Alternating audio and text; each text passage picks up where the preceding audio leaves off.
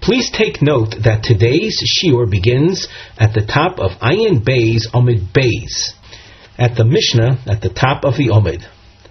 You'll see a double underline that highlights the expression Ad Shaloi, which is featured on the side under our Mivneh heading. That will become clear as we, of course, learn through the Mishnah. So the Mishnah says, Derech Talmidei Chachamim Ad Shelo Hoisa Bito Yoitze Me'etzlo. It's the way of Torah scholars regarding their daughters before their daughters marry, before they leave their domain. Omer law, the father would say, Kol Nedarim Shenadart Besoch Beisi Harei Ein Muforen. All the vows that you vowed while in my house, they are absolved. V'chein habal, likewise with a husband, ad shelo tikones l'rshuso, until she actually enters his domain, until they will say they consummate their marriage. Omer law, he says to her, Kol nedarim shenadart ad shelo tikonsi l'rshusi, all the vows that you made before entering my domain, Harei Muforan, they are hereby absolved. Shemishitikones l'rshuso, from the point at which they consummate their marriage, she enters the husband's domain. Eino yochol lahafer, he can no longer absolve her of vows. There is a rule that we saw in our previous shiur. Ein habal mefer b'koidmen, a husband does not have jurisdiction over vows that took place before her entrance into his domain. There's a comment made by the Ran at the top of the page. Derech Talmidei Chachamim lefi shenara murasa. It is so with regard to a nara, a girl between 12 and 12 and a half, who is murasa. She's entered her first stage of marriage, the erusin stage. La'achar shenises, after she consummates the marriage, yefshur shtei haforel nedorea, her vows that she had made previously cannot be absolved. So as a result of that, Darkun Shel Avu Baal, it's the way of the father and the Orus, the husband, Kishein Talmidei Chachamim, when you're dealing with Torah sages, Torah scholars, Lahafer Nedorea Kodem Shetinose, to absolve her of vows before she enters Nisuin. Uve Gemara Meforash Hach Afora Yikodim Shmiyahi Lachar Shmi in the Gemara, we'll see that this needs to be explained. Is this a reference to vows before they even heard about them? In other words, a type of a disclaimer or announcement beforehand, or after they have already heard that of the vow that she took?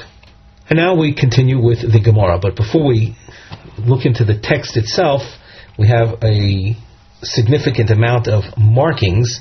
And on the side, we have a nosei mivneh heading. The crown shape is used to highlight shalosh she'elos, 3 questions being haforas habal, regarding a husband and his ability to absolve the wife of vows. So just if you take a bird's eye view of the Gemara, so we have number 1 immediately, and numbers 2 and 3 are questions that will appear on Daf Ayin Gimel Amid Aleph. There's a double underline that highlights Shtei She'elos Shel Romi Bar Chama. There are 2 questions that Romi Bar Chama raises, being in Tzorech Lishmiya K'dei Shabal Yuchal Hafer, regarding the need of hearing of the vow, the need of physically hearing of the vow, in order for a husband to be able to absolve. So, if once again, getting a bird's eye view, Rami Bar Chama appears here, part of question 1, and he is also the questioner of question number 2, third line from the top of Ayin Gimel Amud Aleph. After we start question number 1, you'll notice that there are triangles that appear, and they're explained as well. These are Toshma is highlighted. These are Arba Nisyonis, 4 attempts, Lifshoit Shela Rishona, to resolve the first question. Now the Gemara. Boy Rami Bar Chama. Baal Mao Shiofer below Shmiya. Can a husband annul a vow even without his having heard of the vow. Will an annulment have effect? We'll say he announces an annulment of vows before he even hears of it. The Rashi at the upper part of the page, Mao Shiofer below Shmiya, Shiomar, that he would announce Kol Nedarim she'nodra ishti u'muforin, all vows that my wife makes shall be absolved. Afagav de lo shoma bohen, even if he didn't hear of them. V'adinami ba'av, imotzi l'mefer below Shmiya, can he, the father, absolve without having heard? So now we take a look at the continuation of the Gemara. V'shoma Isha. That is a quote from the Pasuk, which means that her husband heard. Davkahu, is it to be taken at face value, literally? In other words, exactly that he heard. Oy lav davkahu. Or, it's not specifically that. And hence, we'd be able to include the possibility of a vow being absolved even without his having heard of it. Omar Rava, Toshma. So Rava tries to conclude this question by citing our Mishnah. Derech Talmidei Chachamim, it's the way of Torah scholars, Ad shelo yotza bitoi me'etzlo, prior to the daughter leaving his domain, Omer law, he announces, Kol Nedarim shenadart b'soch beisi, all vows that you took while in my house, Arei hein muforin, I declare them absolved. Well, the ha lo shoma. You see, the father is absolving vows that he did not hear about. So the pasuk, when it says v'shoma, it's lav dafka. It's not literal. It's not to be taken and he heard. The Gemara rejects this conclusion and says, l'chi shoma hu demefer. When he hears of the vow, he will annul it. We look at the Ran commentary across from here. L'chi shama hu demefer k'sheyishma achar kach nedarim shenodra chayzu mefer oisan. When he hears later on about the nedarim, the vows that she had vowed, he then will again mefer, absolve them.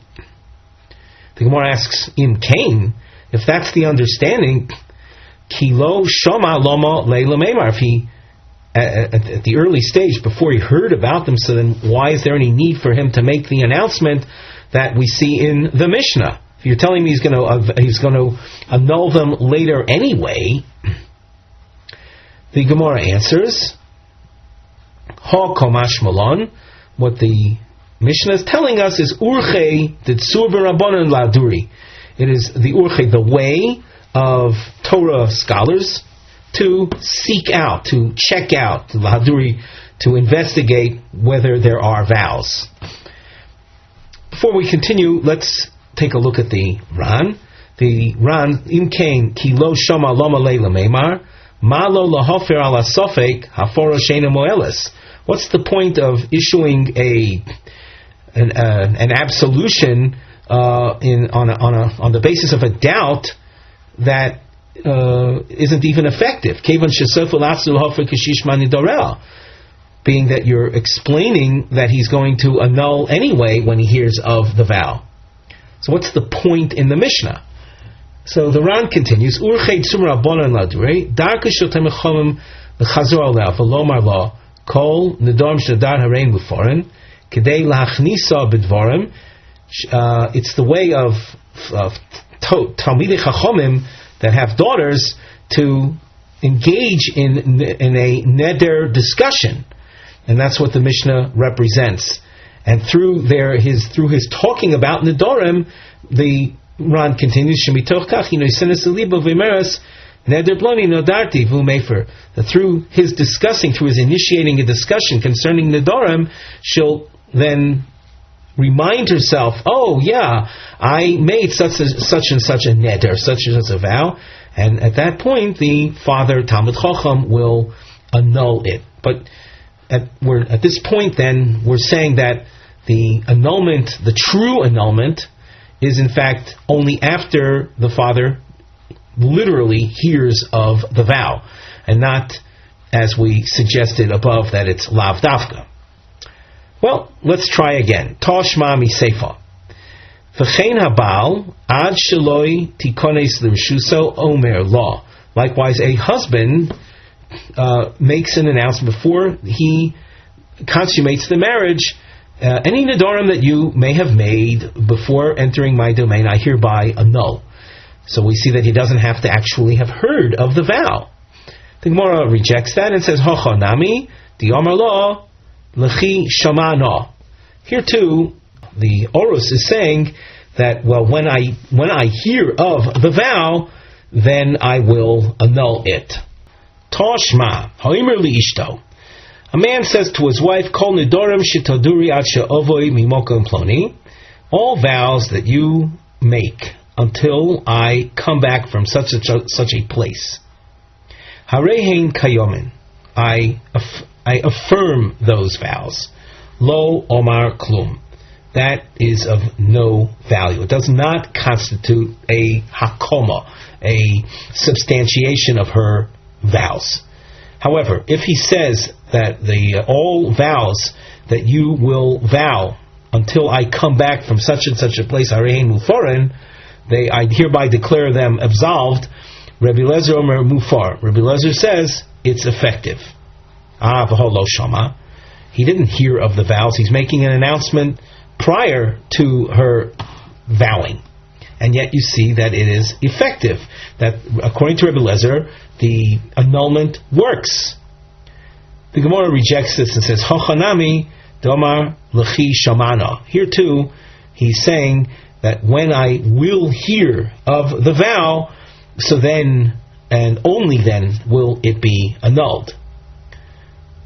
The Gemara asks, V'lomali min hashta. Then why is there any point in saying now this announcement, lechi shama leifer lo, when he hears the vow? So then let him annul it then. Because what is he saying now? He's saying that any vows that you make by the time I come back from such and such a place and I hear of the vow, so I'm declaring it annulled. But you see that the annulment doesn't take hold until he actually hears of the vow. So if that's the case, so why does he announce now? Let him announce the annulment. Let him state his annulment when he hears of it. Gemara answers, Kosovar, the husband figures, Dilma matridna ahishaita. I might be matridna from the word torud. I might be preoccupied with other things. Other things will be on my mind at that time. And with this announcement that he makes when he's of clarity of thought, when he's calm, before his trip, it will take hold. When he hears the vow, it will take hold then retroactively based on his comment now. If we look in the Rosh commentary, Dilma Matridna Biyom Shmiya. The Rosh, by the way, is on the second of the wide lines on the bottom of the page. On the day that he actually hears of it, if you're asking why doesn't he then make the annulment, because he might be torud, he might be preoccupied on the day that he hears the vow, and I won't have time to make the annulment. Therefore, he announces now the annulment, and it will take effect retroactively upon his hearing of her vow. We continue. Toshma ha'omer lapatropis. Man says to his executor, he says, Kol nedarim shenoideres ishti mikan vi'ad she'ovoi mimokom ploni hafer. All vows that my wife makes from now until I come back from such and such a place, I want you to annul them. The hofer law, and the apotropos does the annulling. Yochliu muforen, could it be that they will be absolved? Talmud Lomar, the pasuk says, Isha yekimenu v'isha yefirenu, divrei Rabbi Yoshia. It's her husband's job to either substantiate the vow or to annul the vow. That's Rabbi Yoshia's approach, indicating that the husband's obligation is such, but it cannot be transferred to an executor. Omar loy Rabbi Yehonasan. Motzinu b'chol haTorah kula shlucho shalom kamoso. HaRav Yehonasan says that we find throughout the Torah that a person's agent is as if the original party is doing the action. So if a husband can annul vows, his agent should be able to function in the same capacity. Vafilu Rav Yoshia lo komar lo mishum gzeras hakosef hu isha yikimenu v'isha yofenu. Even Rav Yoshia, who objected to the apotropos, it's only because of a specific gzeras hakosef, a specific Torah exegesis. Avol the kulei alma, but everyone holds shlucho shel adam kamoso. The emissary or the agent of a person is like the person himself. So that if not for the gzeres hakasuv, everyone would agree that the hafara described here, the annulment described in this source, would be an effective annulment. Avaha lo shmiyalei. There was an announcement of annulment made without having heard of the actual vow, and we see that it would have been effective according to everybody. The Rashi toward the end says Vafilu Rabbi Yoshia Islay the Shluchul Shalom Kamoso. Rabbi Yoshia also holds from the concept of an agent of an individual is like the original party. Ilav Mishum Dichtiv Isha Yafirenu. If not for the fact that Pasuk says that the husband must be the one to annul. Vehechi motzi mashvi shliach. How can you possibly appoint an agent called man shelo nodra, as long as she hasn't actually made the vow? Halo shama lenidra. He didn't hear of the vow. She hasn't made it yet. Elo lav, but rather, what do we see? V'shoma lav dafka. The v'shoma of the pasuk that the husband heard is not specifically. It's not literally that. And as a result of the need to have actually heard as being non-binding, the idea of appointing a shaliach, of appointing an agent, is a possibility, is a reality, and that's how a person could appoint the shliach. And as we're saying, technically, if not for the gzeres hakosef, even Rabbi Yoshia would have agreed with that. But as far as the need to hear the vow in order for an annulment to be valid, that is not the case. So if we were to stop here, then our conclusion would be that the word v'shama of the pasuk is lav dafka. The Gemara answers or responds to this. Hocha nami, we return to the top of Daf Ayin Gimel Amud Aleph. Well, here too, the Omar Lei, the husband, is saying to the apotropos, "L'chishamana meifirlo." When you hear the vow, then meifir it, then you annul it. So at this point, then we're reverting back to the first possibility that the shama of the pasuk is literal. We take a look at the Rosh commentary, the Omar Lei, at the top line of the Rosh commentary on the side. He says, the Omar Lei, l'chishamana hafer lo, klomar hafer lo, u'ksha'ashuv ve'eshma nidora, takhu haforos cholam afreya.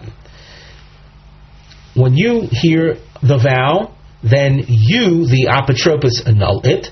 And when I come back and hear that she made the vow, then your annulment shall take effect retroactively.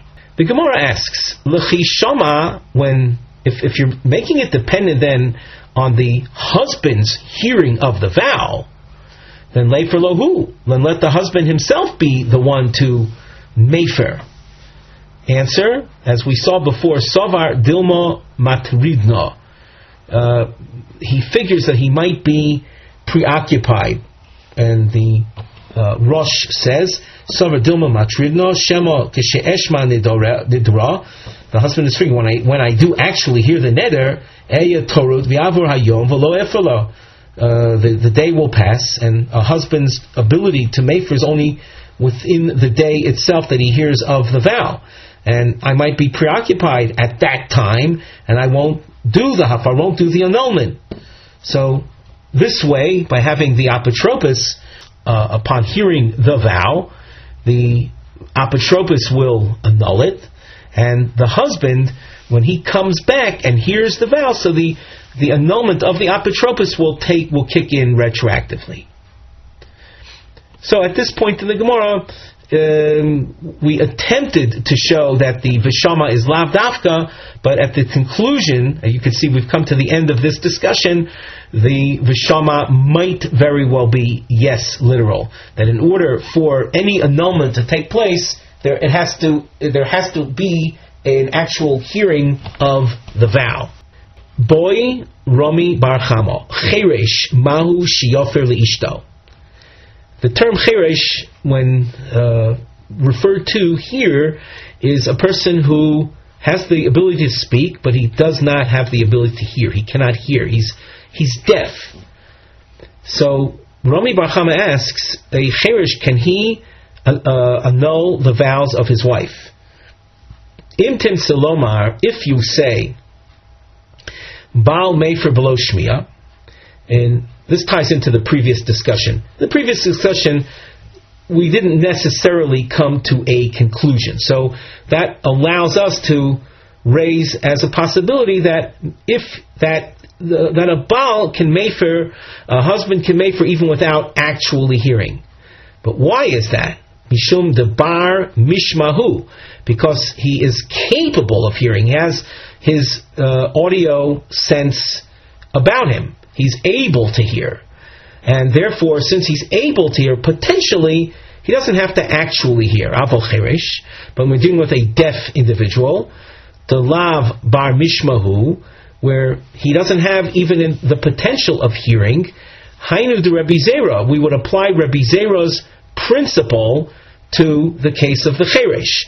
And what's Rabbi Zera's principle? The Amar Rabbi Zera, kol haroi lebila ein bila makeves bo. V'chol she'ein roi lebila bila makeves bo. As far as Rabbi Zera is concerned, he has a principle. His principle was stated in a very specific case, which has to do with rules concerning menochas, meal offerings that were brought in the Beis Hamikdash, which were mixed with oil. And there's a certain oil-flour ratio that, without getting into the details, but the oil-flour ratio, in order for the mincha to be a kosher and acceptable mincha, it must be an amount that if you were to mix the flour, literally mix the flour, knead the flour with the oil, there would be an even distribution of oil amongst in the flour. However, if there is so much flour that the amount of oil that the Torah provides for a meal offering is such that it wouldn't reach all of the flour, so it's an unacceptable mincha, it's an unacceptable meal offering.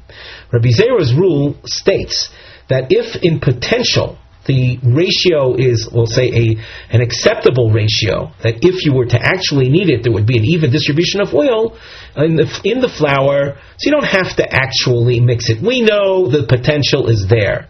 And that's roi labila. Bila means mixing up. Things that, where the potential exists, you don't have to actualize that potential. However, if it's a flour oil ratio so great that even in potential, the distribution of oil in the flour cannot be achieved, so then we say that the actual mixing is a binding restrictive factor, and it won't be a kosher mincha. So that's the first side of the analysis. So if you have a cheresh, a deaf husband, even if you say that a healthy husband doesn't have to actually hear the vow in order for the annulment to be effective, we cannot extrapolate from that law to a deaf individual, because in a healthy husband, since the potential for hearing it exists, that's enough. He doesn't have to actually hear it. But the deaf husband, since in potential he can't hear it, so then we say, well, the hearing is a binding factor and he cannot annul. The Gemara goes on, Oy Dilma, or maybe Vishoma Isha Lo Me'akev. or the fact that the pasuk says and her husband hears of the vow is simply not a restrictive binding need. And if you say it's not ma'akev, then the deaf husband would be able to annul the vow. Omar Rava. Rava answers, Tashma, the pasuk says, V'shoma isha, prat li'eshes cheresh. Here it's explicit that the deaf husband is excluded from the realm of those who can annul vows. Shma mina. This is conclusive. Ibayalaho. A third and final question in the series of questions. And we have a topic heading on the side. It reads, Baal Mal Shiofer L'Shtei Nosha B'Vasachas. A man is married to two wives, and both wives vowed. Can the husband say a general hafara? In other words, he says mufar lachen. He says using the plural form, your vows are annulled. Or, as we'll see in the Gemara, he has to specify each wife separately. Now, in the Gemara text, can a husband annul the vows of his two wives at once? And as we said, he would say mufar lochen. That expression you can see in the Ran commentary. Is that acceptable? Now, what's at the root of this question? The Gemara cites a word from the pasuk oisa, dafka or lav dafka. The word oisa. Now, on the side of our Gemara, we've included the pasuk Bamidbar Peraklam and pasuk Tes.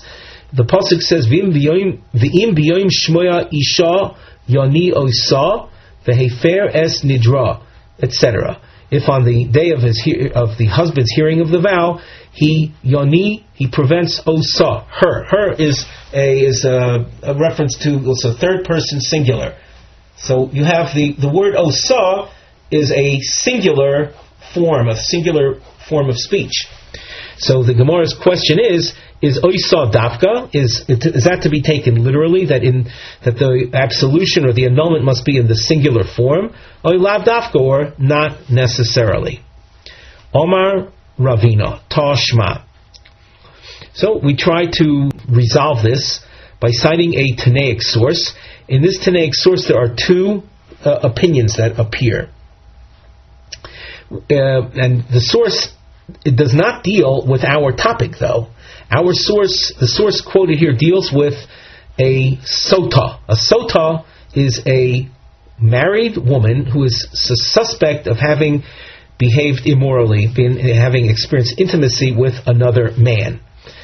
And in the time of the Beis Hamikdash, the issue of her guilt, because of the issue of doubt, was she immoral or not, that is resolved by the sota ceremony, which involves the husband bringing the woman to the Beis Hamikdash, and she drinks water, and that will reveal whether or not she is guilty. There's an entire tractate, entire masechta that deals with the topic of the sota, so there's no need for us to get into the details of the ceremony right now. What we'll see in this source has to do with two women that are suspect and brought to the Beis Hamikdash. Just another word of background with regard to the sota and the ceremony in the Beis Hamikdash. There's a portion of the Torah that is written on parchment, and then the ink is scratched off or erased over water that she is made to drink. We would prefer that the woman confess her behavior before we erase the parsha, which in effect involves the erasing of the name of the Almighty in the process. We would prefer that she comes forth and admits if she in fact was guilty of immorality, she should say, yes, I am guilty, and we would stop the process then and there, sparing us of the need for erasing the name of Hashem. So there's a certain, we'll say, goal or hope of confession involved in this ceremony, at an early stage in the ceremony. So the source reads as follows: Omar Avina, Toshma, Ein Mashkin Shtei Soites Kachas. One is not to bring two suspect women at the same time to the Beis Hamikdash, to the temple courtyard where the ceremony takes place. And why not? Mipnei shelibo gas bechaverta. Because one woman, when she sees another woman there, it creates a sense of inner resistance, inner strength that would, let's say, deter her from confessing. Had she been alone, she would have felt more sense of insecurity, if you will, less assuredness, and she would come forth with a confession.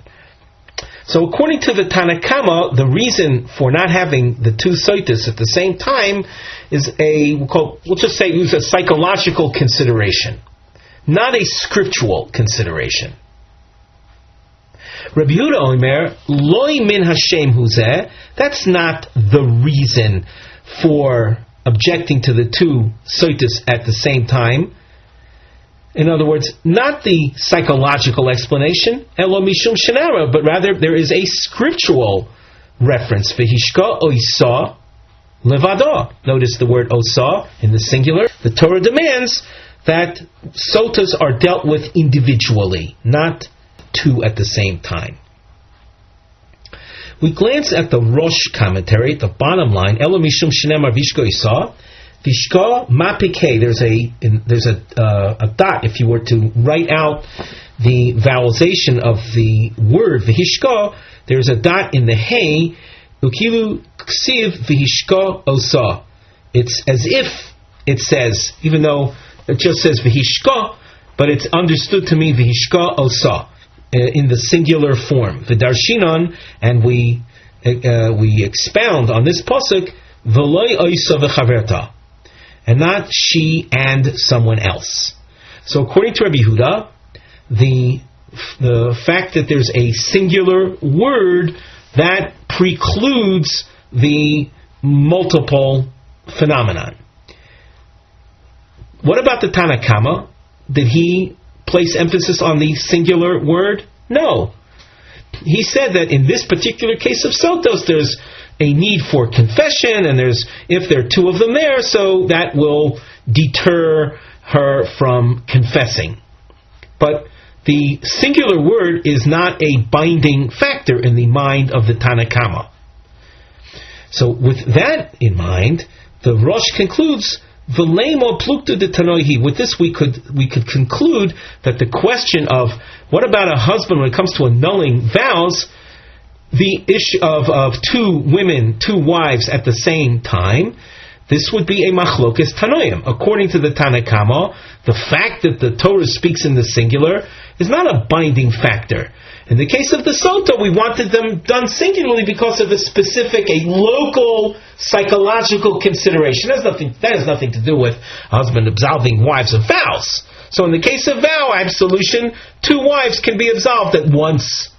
Rabbi Yehuda, though, says the presence of a singular word, a word indicating singularity, that itself is a binding factor. So wherever you see the word in the singular form, that must be taken seriously, whether it's the case of sota or it's the case of absolution of vows, where you also have the word in the singular. What we have explained, as you can clearly see, is through the eyes of the Rosh's commentary, and we underlined the concluding remark that he made by saying that the issue is a machlokes tanoim. I think it's noteworthy that if you look in the Ran, you will see a different approach to the matter. But for our Gemara markings, Daf Yomi, we want to leave you simply with the Rosh and saying that the conclusion would be that it's a machlokes tanoim. for other approaches, by all means, do look into the Ran. With that, we conclude our shiur for today.